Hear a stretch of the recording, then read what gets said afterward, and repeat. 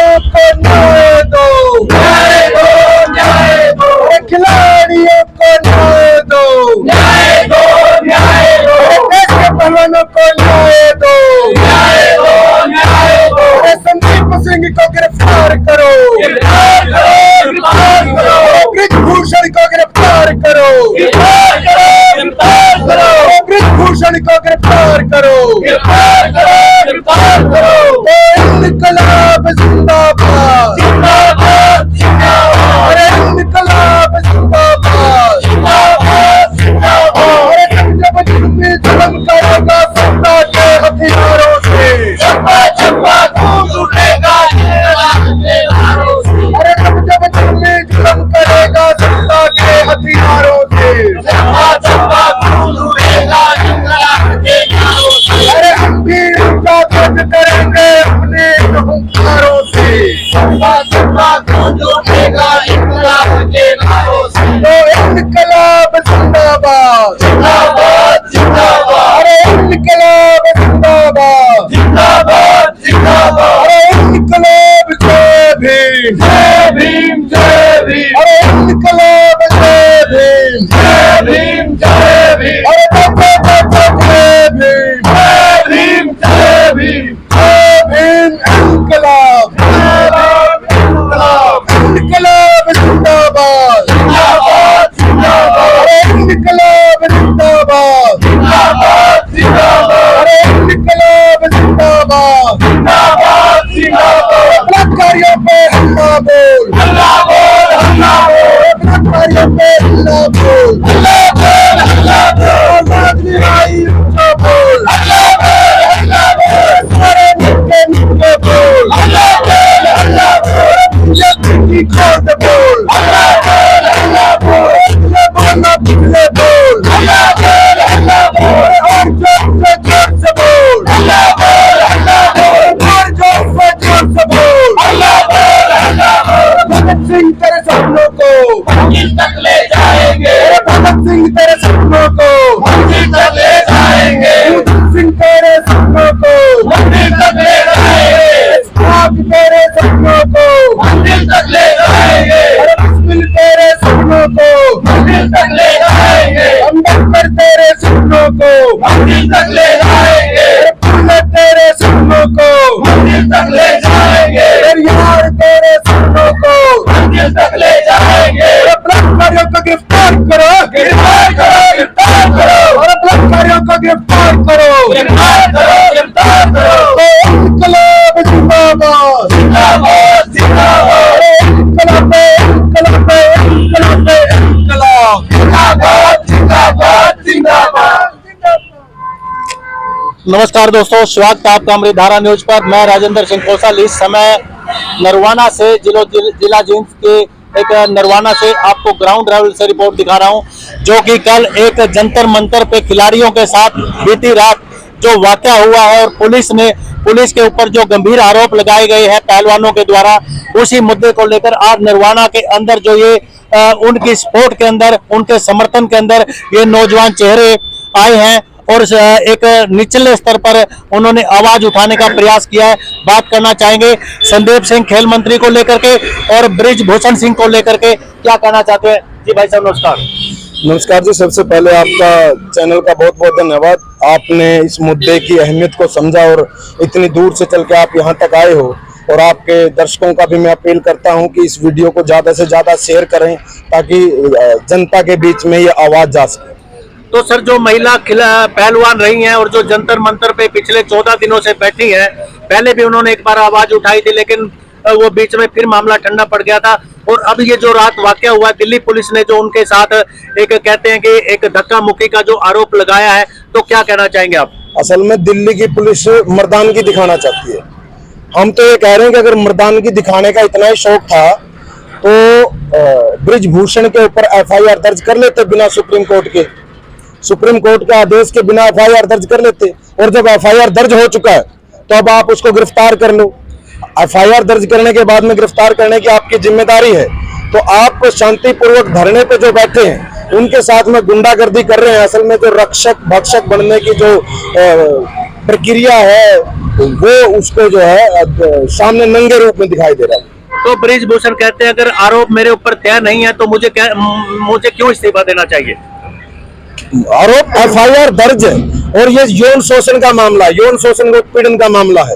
एक तो इतने दिन तक जो है FIR दर्ज नहीं हुई, यही अपने आप में बड़ा मसला है। और FIR दर्ज करने के बाद में जो गिरफ्तारी जो है वो कानून है कि आपको FIR दर्ज करने के बाद में आपको गिरफ्तारी करनी पड़ेगी।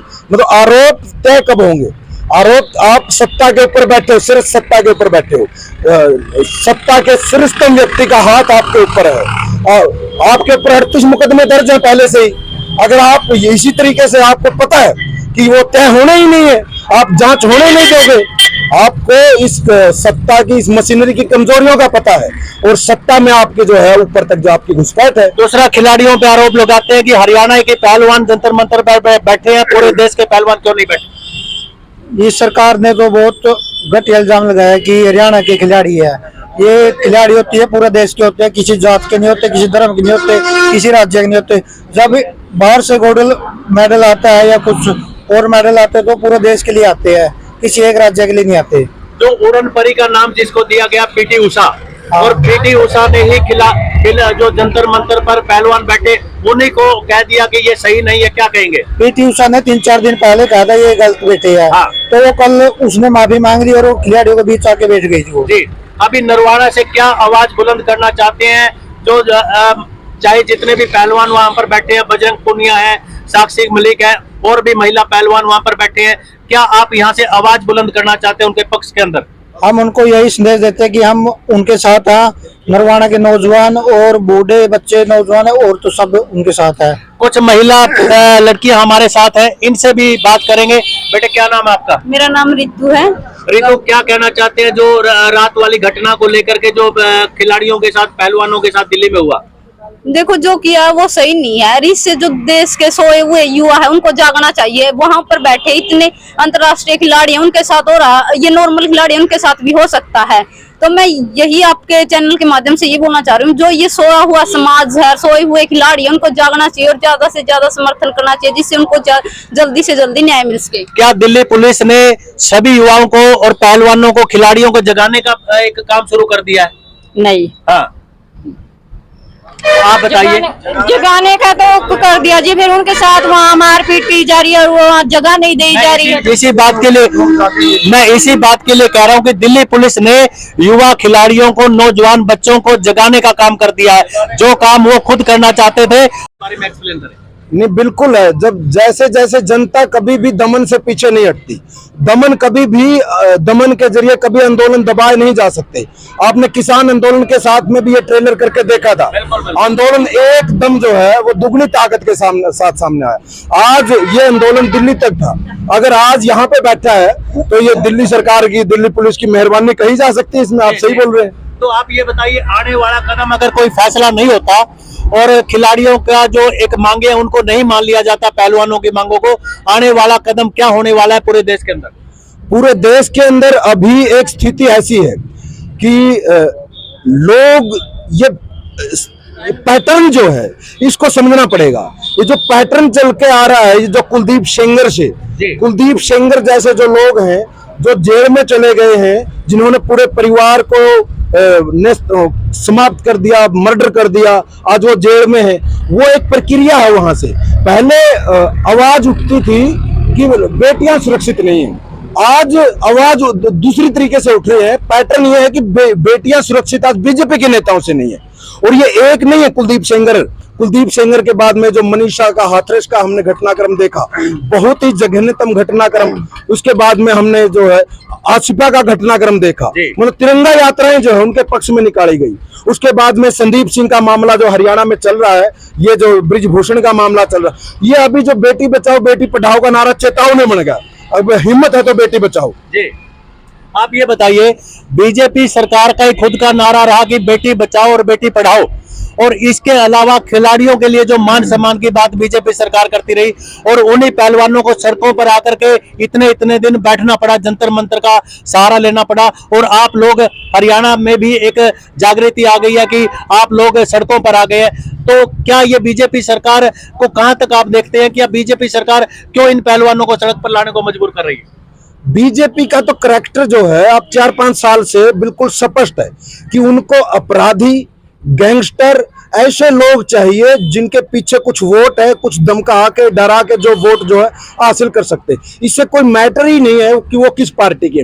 दूसरी पार्टी में अगर कोई भ्रष्टाचारी है, कोई अपराधी है, उसको बीजेपी में आना पड़ेगा, या तो आपको जेल में जाना पड़ेगा या आपको बीजेपी में आपका बहुत ही जोरदार वेलकम होगा, स्वागत होगा। और बीजेपी जो एक वॉशिंग मशीन बन चुकी है, एक ऐसी गंगा बन चुकी है जिसके अंदर डुबकी लगाने के बाद में आपके सारे दाग जो है वो धुल जाते हैं। पिछले दिनों में हम देख रहे हैं बड़े से बड़े अपराधी वो बीजेपी की तरफ भाग रहे हैं। जितने अपराधी हैं, जितनी पार्टियों के अपराधी है, वो सारे के सारे बीजेपी एक मैसेज देना चाहती है कि यहाँ पे आपकी सुरक्षा है, बीजेपी में आओ, आपकी सुरक्षा है। और बीजेपी को ये विश्वास है कि इन गुंडों के दम पे जो है वो राज सत्ता वो है वो दोबारा हासिल कर। क्या बीजेपी में आने के बाद जितने ऐसी वारदातों के लोग मतलब करने वाले हैं, या कोई जो मतलब एक समाज के अंदर ऐसी भावना वाले लोग हैं, और जब बीजेपी में आ जाते हैं तो वो दूध के साथ धुल जाते हैं?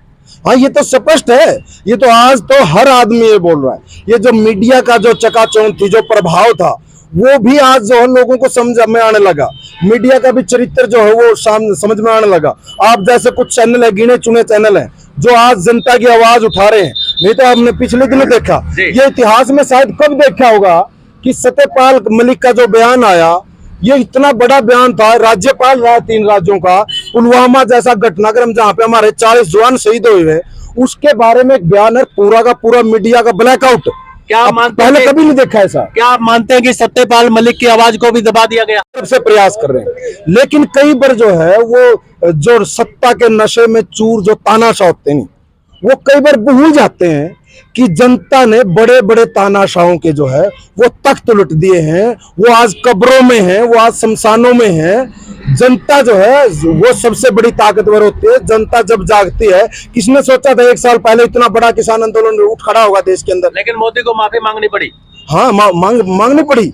अब उस आंदोलन की जिसने रेंज पकड़ी उस आंदोलन में, किसी ने सोचा, कल्पना में भी नहीं था कि लोग सालों तक, पूरे 13 महीने तक ट्रैक्टरों में बैठे रहेंगे। कल्पना से बाहर की बात थी। क्या आप मानते हैं कि विदेशों में जाकर के यही हरियाणा की धरती है जो गोल्ड मेडल लेके आती है, और यहीं से पहलवान, चाहे कबड्डी है, कुश्ती है और खिलाड़ी हैं, वो हरियाणा की धरती से पैदा होते हैं? और पर हरियाणा के पहलवानों को ही सबसे ज्यादा जंतर मंतर पर धरना देना पड़ा, और ये नरवाने की धरती पर भी आप लोग खड़े हैं। ये तो 2 बात है। अब इसको शर्म की बात कहें या गर्व की बात कहें?